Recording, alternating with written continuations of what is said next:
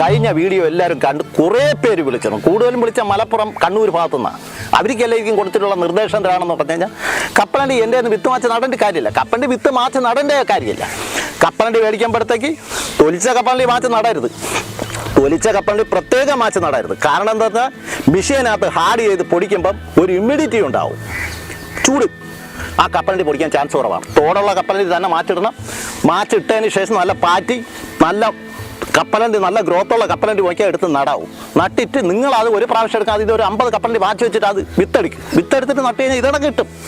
100% ഇതട കിട്ടും. ഒരു വളവും വേണ്ട ഇതിനകത്ത്.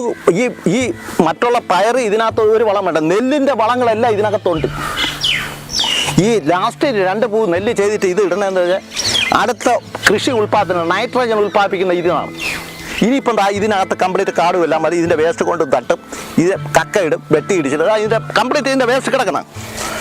ഇലകളെല്ലാം പൊടിഞ്ഞ് കിടപ്പുണ്ട്. ഇതെല്ലാം പൊടിഞ്ഞ് കിടപ്പുണ്ട്. ഇതെല്ലാം അഴുവും. ഇത് അഴുവി വെട്ടി മൂടി കക്ക ഇട്ട് അടുത്ത നെല്ല് നടും. പിന്നെ 10-15 ചൂട്ട ചാണാനും കൂടെ എത്രയേ ഉള്ളൂ. Very simple. അതിനകത്ത് ഒന്നും ചെയ്യാനില്ല.